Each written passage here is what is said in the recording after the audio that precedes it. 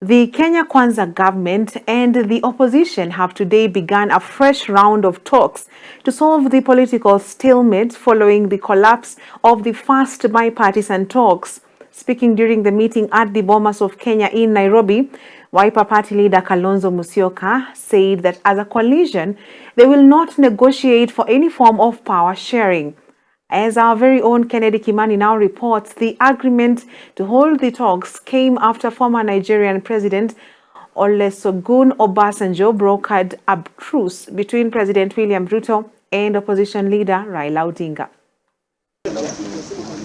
With the collapse of the first round of the bipartisan talks that was to solve the political stalemate between the Kenya Kwanza government and Azimio la Umoja One Kenya coalition, both sides of the political divide today began another round of fresh talks comprising of a new 10-member joint committee led by Wiper Party leader Kalonzo Musyoka and National Assembly Majority Leader Kimani Ichung'wah.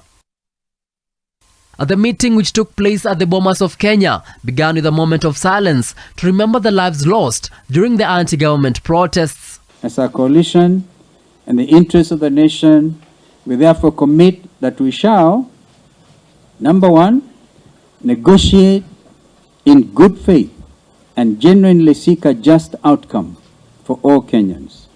Secondly, seek solutions that address the rights and interests of all Kenyans now and in the future. We know that our country is more important than any one of us.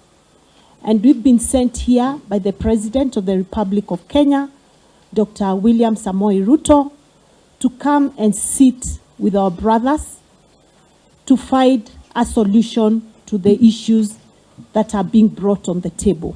Among the agendas of discussion include the cost of living, the audit of the 2022 presidential election results, restructuring and reconstitution of the Independent Electoral Boundaries Commission, and related matters. We have agreed that we will begin the dialogue process once we frame the agenda items, and I think we should be ready with that by Monday. As agreed, we will have the secretariat that will be supported by Parliament.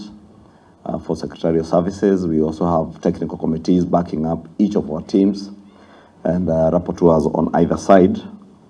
And we have indicated also that we will be engaging on the basis of mutual respect, all in the interest of our nation. We've agreed to set up, there will be two technical teams on both sides with a rapporteur on both sides.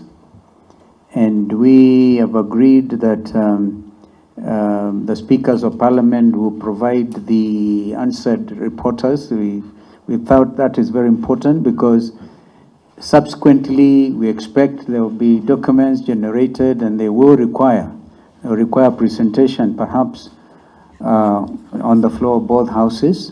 The agreement to hold the talks came after former Nigerian President Olusegun Obasanjo brokered a truce between President William Ruto and opposition leader Raila Odinga. With them introduce us, we move on. Even as the talks begin, Azimio have said that they will not negotiate for any form of power sharing. We shall not negotiate, and this is important for us, for any form of power sharing with the Kenya Kwanza Alliance, or put any personal interest ahead of the interests of our people. With both sides of the divide agreeing on the agenda items, the inaugural meeting held today here at the Bomas of Kenya sets the stage for the talks, which are set to officially begin on Monday next week. Kennedy Kimani, Hope TV Newswatch at the Bomas of Kenya, Nairobi.